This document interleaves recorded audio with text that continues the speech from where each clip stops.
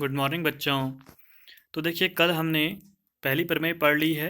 ठीक है, रोले Rolle's theorem या रोले का प्रमेय, और उससे संबंधित प्रश्नों को भी आपको कराया गया है। साथ में कुछ प्रश्न आपको घर से दिए गए थे, तो वो आपने कर लिए होंगे। मैं पूरी तरह से उन्हें समझा चुका था इन्हें।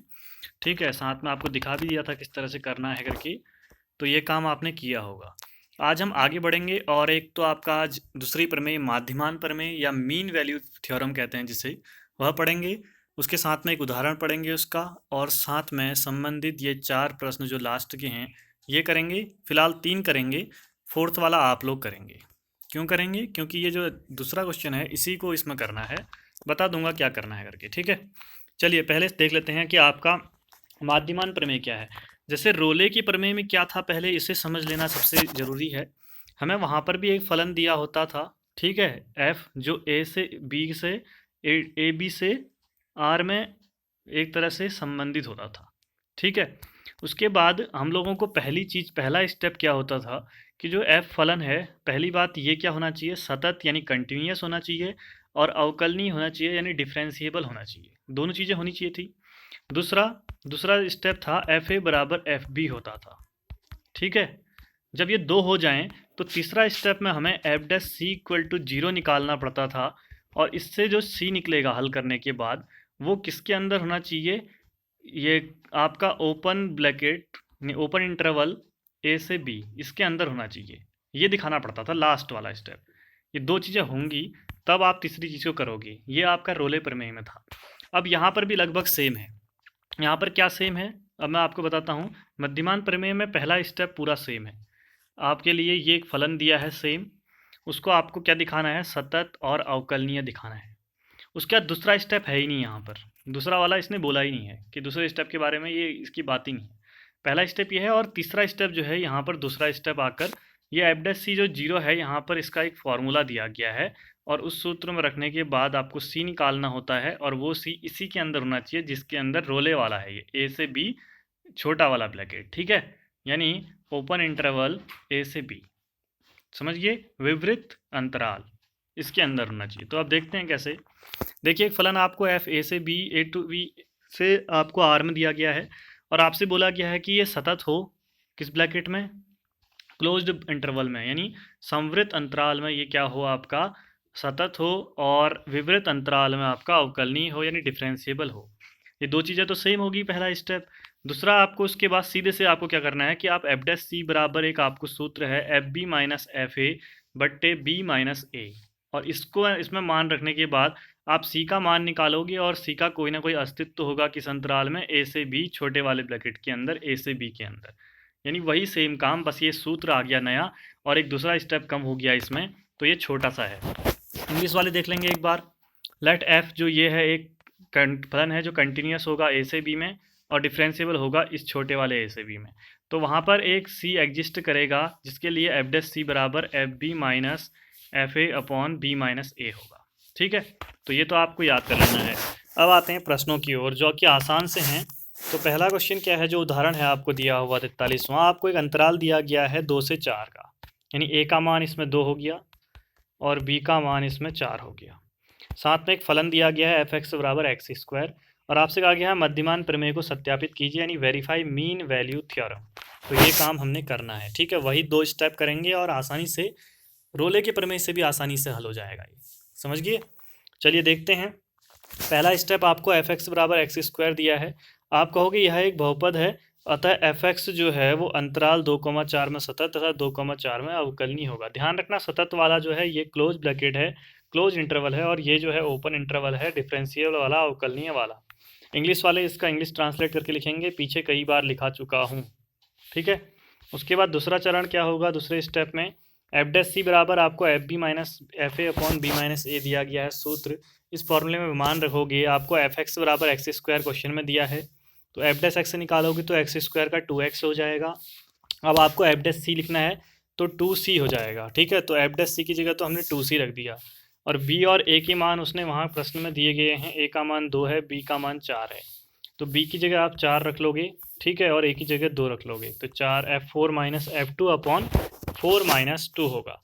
उसके बाद आपको एफ एक्स जब एक्स स्क्वायर है तो F4 कितना होगा, 4 का स्क्वायर, और F2 कितना होगा 2 का स्क्वायर। ठीक है, तो इस तरह से मान रख देंगे, हल करेंगे तो हल करने के बाद आप देख रहे होगे C का मान जब निकालेंगे तो 3 आ रहा है। और मैंने बोला था कि आपको 2 से 4 का एक अंतराल दिया गया है, तो आपको ये वाला अंतराल के अंदर दिखाना है, यानी 2 से बड़ा हो और 4 से छोटा हो, 2 और 4 नहीं होंगे इसमें। तो ये आपको पता है 3 जो है वो 2 और 4 के बीच में आता है, तो बिलोंग्स टू 2,4 लिखा है। अगर नहीं आता तो हम इसको कट करके लिखते हैं नॉट बिलोंग्स टू। ठीक है, और फिर कह देते हैं कि यहाँ पर ये मध्यमान प्रमेय को सत्यापित नहीं करता है। तो यहाँ पर ये सिद्ध हो गया। यहाँ पर आप लिख सकते हो अतः f(x) मध्यमान प्रमेय को सत्यापित करता है। ठीक है, या hence f(x) satisfy the mean value theorem. समझ में आ गया? आसान से प्रश्न है। अब आते हैं प्रश्नावली के अंदर प्रश्न संख्या 3 पर, जो कि काफ़ी महत्वपूर्ण और अच्छा प्रश्न है, जिसमें आपको एक फलन f-5 से r में दिया है। और देखिए हिंदी मीडियम में प्रॉब्लम क्या है इस क्वेश्चन में, सबसे बड़ी गलती जो मुझे दिखी, अब ये बात अलग है कि मेरे पास जो बुक है वो 2010 में जब मैंने किया था इंटर तब की है, तो उस बुक में यहाँ पर सतत लिखा है। ठीक है, और अब अभी की बुक में पता नहीं क्या है, जो मैंने नेट में और भी NCERT की बुकें ढूंढी तो उनमें यहाँ सतत लिखा हुआ है, और जबकि इंग्लिश वाली बुक में यहाँ डिफरेंशिएबल लिखा हुआ है। तो इसका मतलब यहाँ अवकलनीय होना चाहिए, और जो इसको हल करने के बाद पता चला मुझे, तो यहाँ पे सतत ना होकर अवकलनीय होना चाहिए। ठीक है, अगर आपके पास बुक है, आप उसमें देख रहे हो, अगर वहाँ सतत लिखा है तो उसे अवकलनीय कर लीजिए, और इस क्वेश्चन को मेनली इंपॉर्टेंट लगा दीजिए, क्योंकि एग्जाम में भी अगर आएगा तो सतत ही लिखा हुआ डालेंगे वो, और अगर सतत लिखा हुआ डालेंगे तो आप इस प्रश्न को हल नहीं कर पाओगे। समझे? वहाँ सतत भी दिया होगा तो आपको अवकलनीय मान के चलना है और फिर उसको हल करना है। समझ रहे हो ना? तो अभी पता चलेगा क्यों ऐसा है। अब यही चीज़ गलती है जो कि NCERT ने की है, कि उनको सुधार नहीं किया है, कई सारी चीज़ों में मिस्टेक्स निकाल हैं, बहुत कम मिस्टेक हैं, ऐसा नहीं है। पूरी किताब में आपको 2 जगह ही 3 जगह ही मिस्टेक मिलेगी, या हो सकता है एक ही जगह मिले, लेकिन उन मिस्टेक्स को अगली बार जब बुक प्रिंट होती है तो तब भी वो सुधारते नहीं हैं। ठीक है, तो इसलिए लेकिन आपको ध्यान रखना है कि यहाँ पर सतत ना ही होकर अवकलनीय होगा, इसलिए मैंने सतत को काट के अवकलनीय लिखा है। प्रश्न अच्छा है, आसान है। ठीक है, तो आपसे बोल रहा है कि जो फलन है ये अवकलनीय है। अवकलनीय मतलब डिफरेंशिएबल है। ठीक है, अब डिफरेंशिएबल होगा कोई फलन, तो आपको पता है एक प्रमेय पढ़ी थी आपने कि प्रत्येक अवकलनीय फलन सतत भी होता है, या every differential function is continuous. एक प्रमेय को मैंने थ्योरम को पीछे सिद्ध कराया है आपको प्रश्नावली 5.1 में, तो वहाँ पर आप इसको देखेंगे तो आपको समझ में आएगा। 5.1 के बाद और 5.2 से पहले, यानी जो उदाहरण आते हैं बीच में, वहाँ पर कराया है। जाकर देखो, कॉपी पीछे पलटाओ 5 पन्ने तो मिल जाएगा। अब देखो आपसे क्या है कि ये चीज़ है, और आपसे कह रहा है f' जो है वो किसी भी बिंदु पर शून्य नहीं होता, यानी f' जो है ना, आप f' कहीं भी जीरो नहीं है, यानी आप x की जगह अगर 1 रख दोगे ना तब भी जीरो नहीं होगा, 2 रख दोगे तब भी जीरो नहीं होगा, और c रख दोगे तो f' भी जीरो नहीं होगा। यानी यहाँ से हमें जो मिला वो f' जीरो नहीं होगा, ये चीज़ उसने बोली है। और आपको सिद्ध करना है f-5 जो है वो f5 के इक्वल। अब ज़रा मुझे बताना, ये आपका पहला a है, ये दूसरा वाला b है। यहाँ पे ज़रा देखो, ये अगर इस f-5 में -5 की जगह क्या रखोगे आप, यहाँ देखकर a, और यहाँ पर आप रखोगे 5 की जगह b नॉट इक्वल टू। तो आपको कुछ याद आ रहा है, ये अगर FB - FA वाला ही सूत्र लग सकता है इसमें, इसीलिए इसमें मध्यमान प्रमेय प्रयोग हो रही है, क्योंकि आपको पता है कि जो रोले का थ्योरम होता है, रोले प्रमेय होती है, उसमें तो कहीं पर FA FB 2 होते नहीं हैं इस तरह से, वहाँ पर तो सीधे f' इक्वल टू 0 वाला ही होता है। तो इसलिए पहली वाली प्रमेय प्रयोग नहीं हो सकती, दूसरी वाली मध्यमान वाली प्रयोग होगी, क्योंकि ये चीज़ निकालनी है, यानी उसको लेकर हमें हल करना होगा। काफ़ी आसान प्रश्न है। ठीक है, देखते हैं क्यों। क्योंकि देखो आपको दिया है f अवकलनीय फलन ने बोला है, तो आप कहोगे कि अतः f सतत भी है। ठीक है, f is differential function, then f is also continuous, continuous भी होगा वो। और साथ में दूसरा आपको दिया है कि f' जो है वो जीरो नहीं होगा, ये बोला है ना ऊपर, f' कहीं पर भी शून्य नहीं होगा, तो f' जीरो नहीं होगा, चाहे आप x की जगह c रख दो तो f' भी जीरो नहीं होगा, जो चीज़ हमें दूसरी लाइन से मिली। फिर आप मध्यमान प्रमेय का प्रयोग करोगे तो आपको पता है कि f' equal to FB - FA upon B - A होता है, और आपसे बोला है कि f' जो है वो जीरो नहीं है, तो f' अगर जीरो नहीं है तो ये वाला हिस्सा भी f' जो है वो नॉट इक्वल टू जीरो के इक्वल होगा। यही तो हुआ। तो यानी आप इतने को और इतने को आपस में भी ले सकते हो, इसको आप हटा दोगे और इतने को हल करोगे। ठीक है, आपने b की जगह रखा 5 और a की जगह रखा -5, क्योंकि आपको ऊपर अंतराल दिया है -5 से 5। ठीक है, ये रख दिए, नीचे भी ये रख दिए, और ये जब जोड़ा तो 5 और 5 नीचे प्लस हो गया, और ये 10 हो गया, 10 यहाँ मल्टीप्लाई में चले जाएगा, 0 हो जाएगा। आप आगे हल करोगे तो f5 minus F minus five not equal to 0, और जब इसको उस साइड ले जाओगे तो आपका क्या आएगा, f5 not equal to F minus five, और यही चीज़ हमें सिद्ध करनी थी, तो ये प्रूव्ड हो गया। समझ में आया? अगर आप कहो कि ये सतत ही होगा सर, हमने सतत ही लिखा है, अगर आप मान लो, तो आपको पता है अगर ये सतत है तो आप अवकलनीय दिखाओ। अब अवकलनीय दिखाने के लिए आपको क्या होगा, डिफरेंशिएबल दिखाओ, मतलब कंटिन्यूअस है आपका। अगर सिर्फ बुक में गलत सही दिया है, सतत ही दिया हो, और वो सही मान के चले हम उसे, तो क्या होगा, हम इसे सतत मानेंगे, तो आपको पता है कि सतत के बाद आपको अवकलनीय भी दिखाना पड़ता है, ये आप जानते होंगे, क्योंकि आपका जो कि मध्यमान प्रमेय है उसमें दोनों चीज़ें होनी चाहिए, तभी आप ये तीसरे वाले स्टेप में आओगे, ये सूत्र वाले में। ठीक है, तो आप बताओ, आप दिखाओगे कैसे? कोई फलन दिया है क्या आपको ऊपर? क्या आपको F X equal to X square दिया है? क्या आपको साइन एक्स दिया है? कुछ नहीं दिया है। तो इसलिए यहाँ पर ये अवकलनीय ही होगा, और ये अवकलनीय सही होगा, और वहाँ बुक में जो सतत लिखा है उसको काट देना और इसको सही कर लेना। ठीक है, समझ में आ गया ना? बहुत, तभी इसीलिए बोला था मैंने कि बुक में गलत छपा है, क्योंकि इंग्लिश और हिंदी बुक में अलग अलग कैसे हो सकता है। ठीक है, चलिए फिर आगे बढ़ते हैं प्रश्न संख्या 4 की ओर। मध्यमान प्रमेय को सत्यापित करना है, यानी मीन वैल्यू थ्योरम को क्या करना है, प्रूव करना है इसके लिए। ठीक है, वेरीफाई करना है आपको। अंतराल तो ए की जगह 4 और बी की जगह, ए की जगह 1 और बी की जगह 4, यानी 1,4 दिया है। फलन आपको ये दिया है, तो आसान है। पहला स्टेप आप जानते हो कि ये जो F X equal to X square minus 4x minus 3 है, एक बहुपद है, अतः एफ एक्स जो है वो इस अंतराल ए टू बी में सतत होगा तथा ए टू बी में अवकलनीय होगा। ब्रैकेट का ध्यान रखना। ठीक है, यानी F X is a polynomial, hence F X is continuous in A comma B and differentiable in A comma B. ठीक है, ये चीज़ें आपको लिखनी है, पहला स्टेप। दूसरे स्टेप में तो फॉर्मूला ही आता है, F dash equal to F B minus F A upon B minus A. आपको पता है ए 1 दिया है, बी आपको 4 दिया है, तो ये मान रख लिए। और एफ एक्स आपको x square minus 4x minus 3 दिया था, एफ डैश एक्स से निकालोगे तो इसका 2x हो जाएगा, इसका -4। अब आपको एफ डैश सी निकालना है, तो एक्स की जगह सी रख लो, तो 2c माइनस 4, और यहाँ हमने इसका मान रख दिया, यहाँ पर बी और ए का मान रख दिया। अब इसको हल करना है।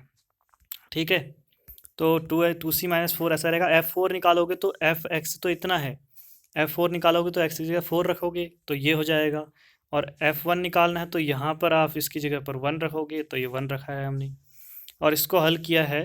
हल करने के बाद 3 को यहाँ ले आए तो गुणा हो गया दोनों के साथ, यहाँ इस पूरे को हल किया तो -3 आया, इस पूरे को हल किया तो -6 आया।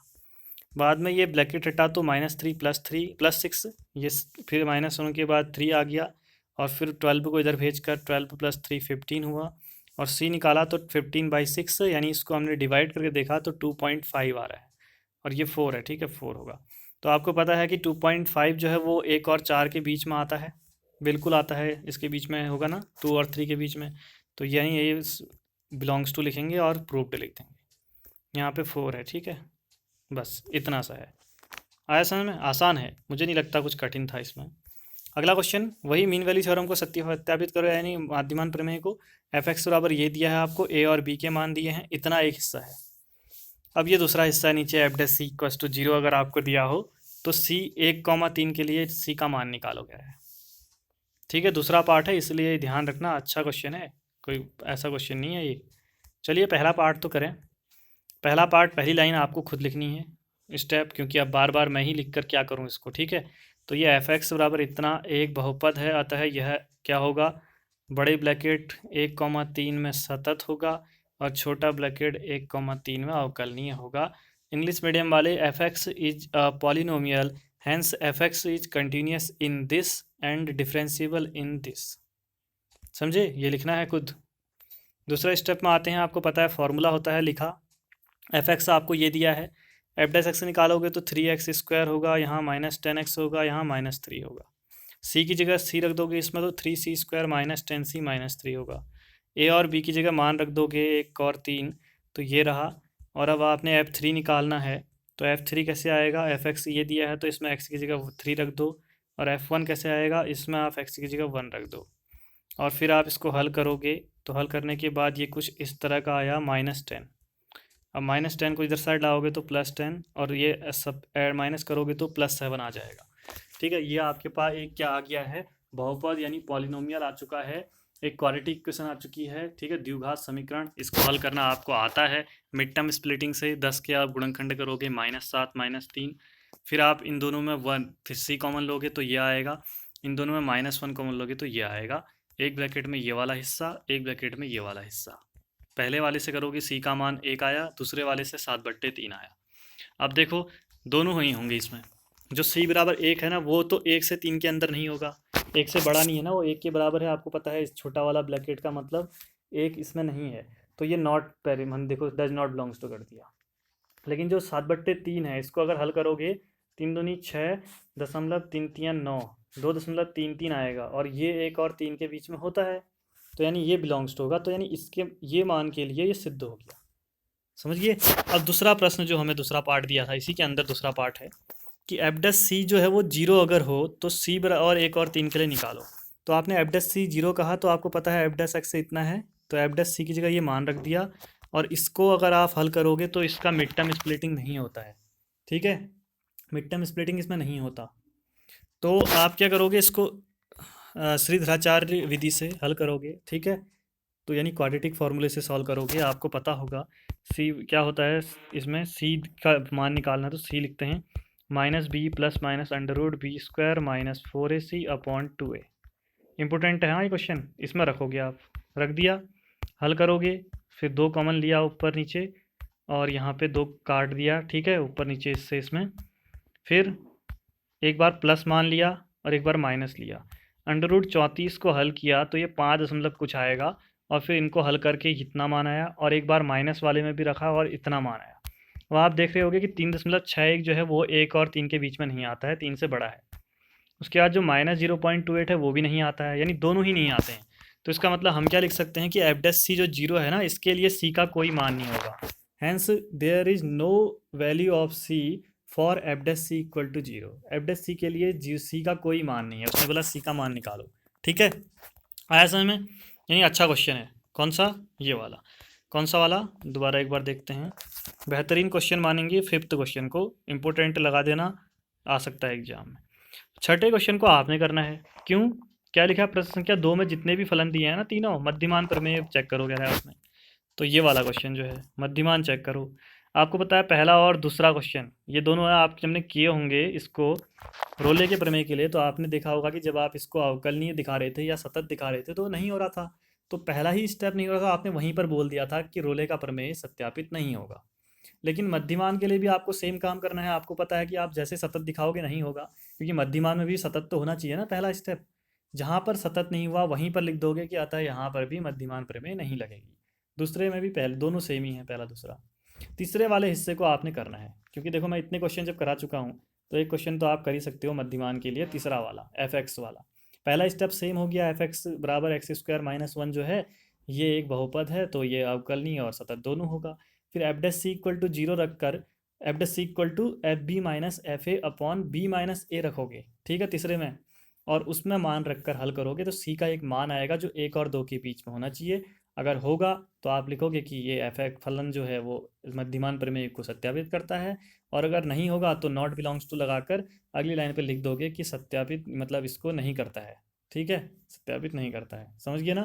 तो ये काम आपने करना है, और मेरे ख्याल से अब ये कंप्लीट हो गई है एक्सरसाइज। इंग्लिश वालों के लिए ये है, मैं इनकी फ़ोटो आपको दे दूँगा, ठीक है। बस इतना सा काम अब आपने आज करना है। ये कंप्लीट हुआ, अब विविध प्रश्नावली शुरू होगी जिसमें सारे ही प्रश्नावलियों के क्वेश्चन होंगे। तो आप एक बार रिवाइज जरूर कर लेना, 5.8 तक के सारे प्रश्नों को देख लेना कितने तरह के क्वेश्चन आपने सीखे। सारे के सारे अवकलन के जितने भी फॉर्मूले हैं वो सभी एक पन्ने में लिख लेना, अलग से एक पन्ने में, मतलब ये ख़त्म हुआ 5.8, इसके अगले पन्ने में सारे के सारे अवकलन के सूत्र लिखकर उन्हें बार बार याद करो, ठीक है, क्योंकि अभी इनकी ज़रूरत और पड़ेगी प्रश्नावली 7 में। जब 7 दशमलव शुरू होगा ना, तो वहाँ आपको इनकी वापस ज़रूरत पड़ेगी, सारे फार्मूलों की जितने अभी तक सीखे हैं एक भी कम नहीं होगा, समझ रहे हो? तो इसलिए सारे के सारे सीख लेना। तो मिलते हैं अगले वीडियो में, तब तक के लिए बाय बाय।